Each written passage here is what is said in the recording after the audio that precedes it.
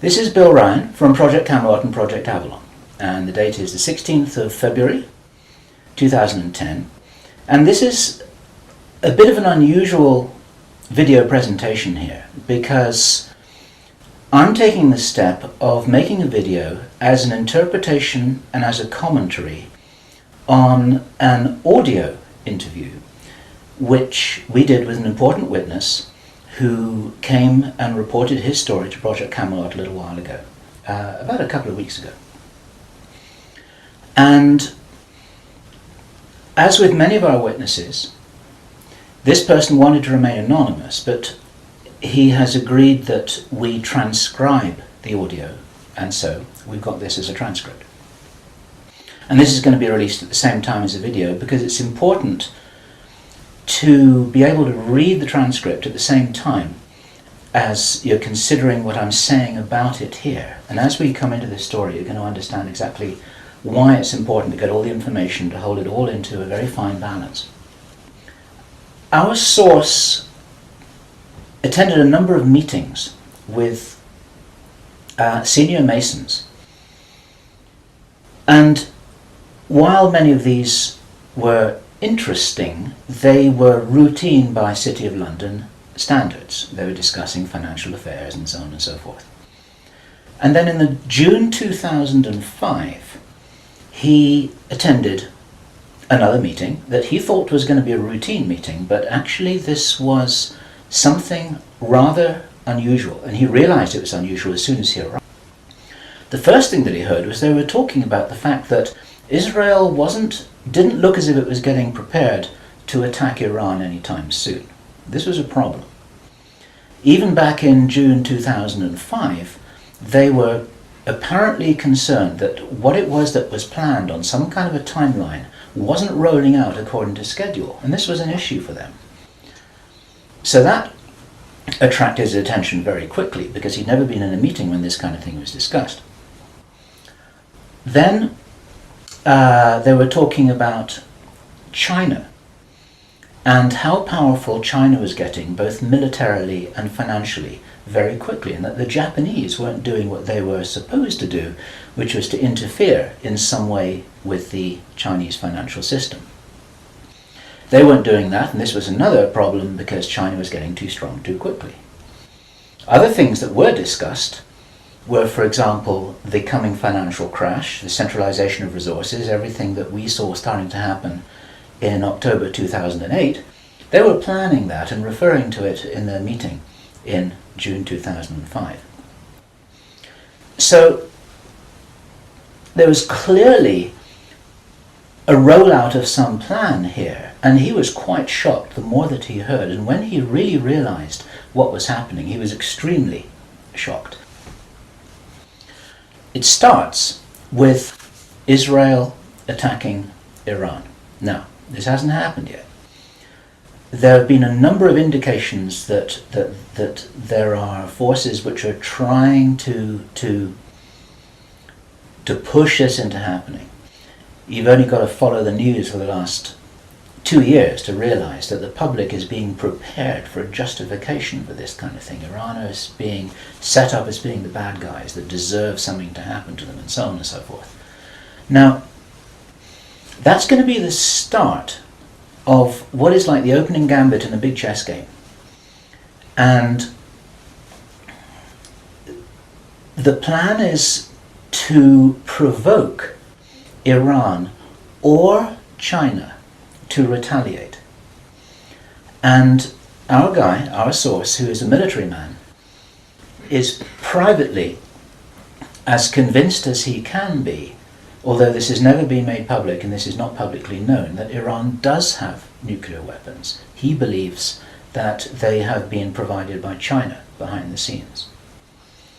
And all of this is intended because it's all right with these controlling forces that Iran has nuclear weapons, because they want them to be used.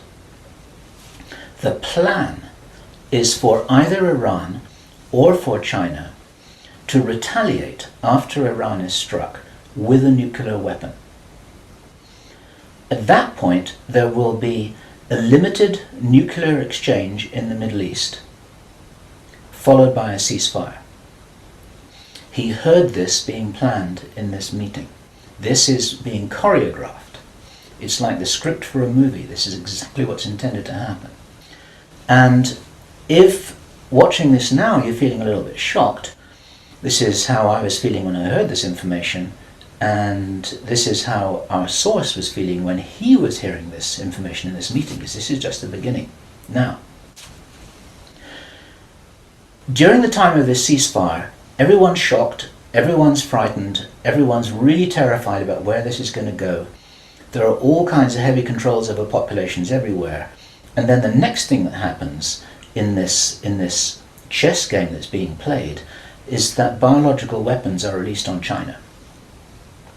He heard this being discussed in this meeting.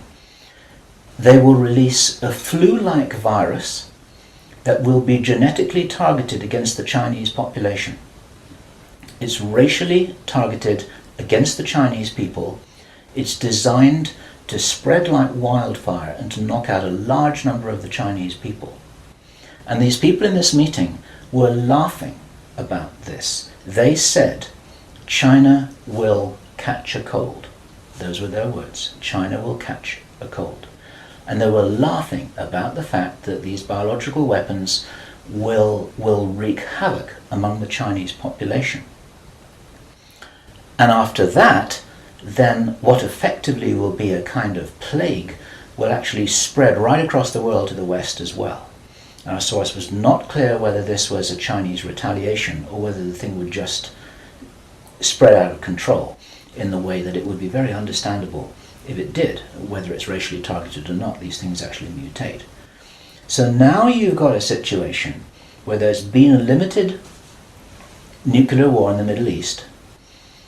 There's a pandemic that really is sweeping across the world and really is killing people very visibly. And you've got this totalitarian military lockdown in all the governments in the Western worlds because everyone's going to be in panic about all of this.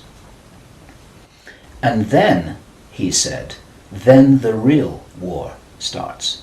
Something that would be justifiably called the Third World War, with a much more major nuclear exchange.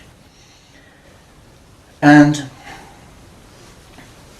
at this point, I asked him, is this just about population reduction? What is this about? Why are they doing this? Why this insane Dr. Strangelove plan for just unleashing all of this stuff on the world? Why do it? Now, he said, absolutely, it's about population reduction.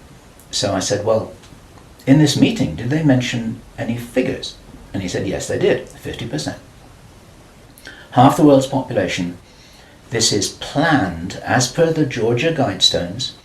For those of you who don't know what the Georgia Guidestones are, it's a stone monument in Georgia in America that was erected anonymously a number of years ago. It's in 8 languages, and it's like an Illuminati manifesto for a new world, as it were. And just hold that thought about this being a manifesto for a new world. This is an important concept here in what I'm presenting.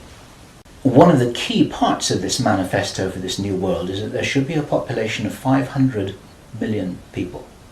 Now, 500 million people is an enormous reduction from the nearly 7 billion that we've got at the moment. That's pretty much 95% of people who would no longer be on this planet.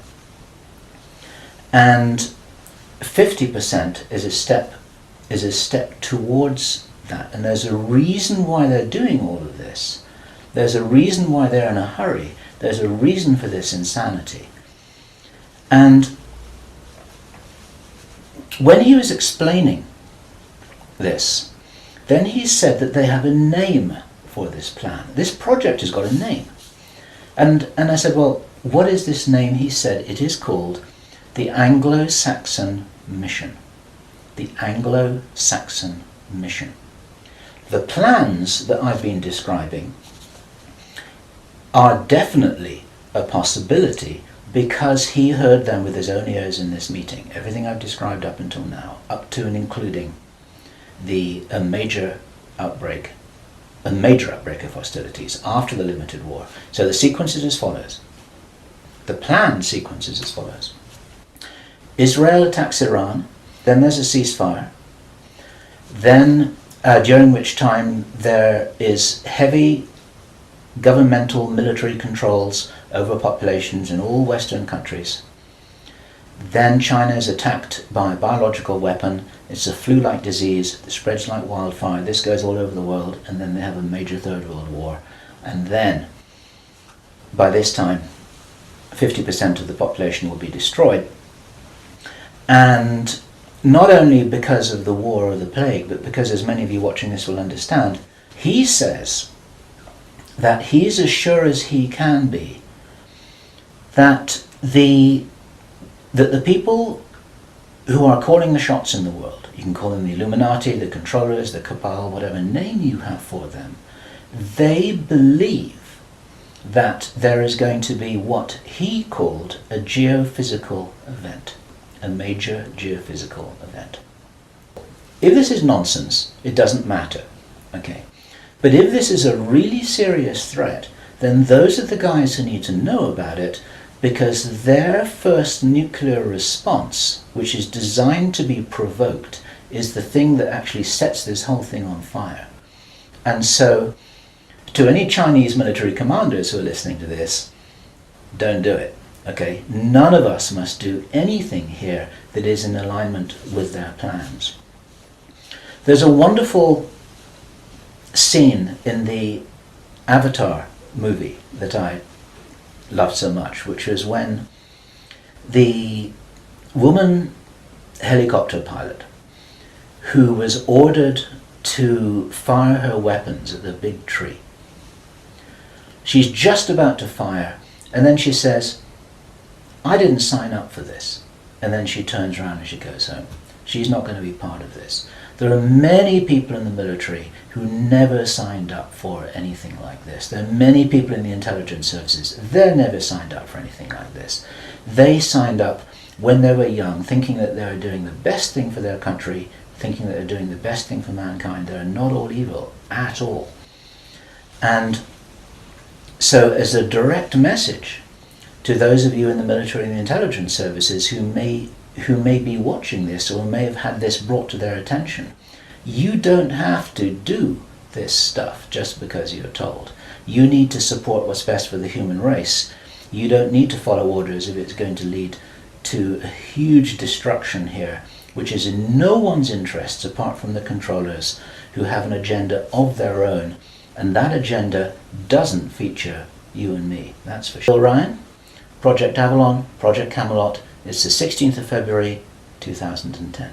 Thank you.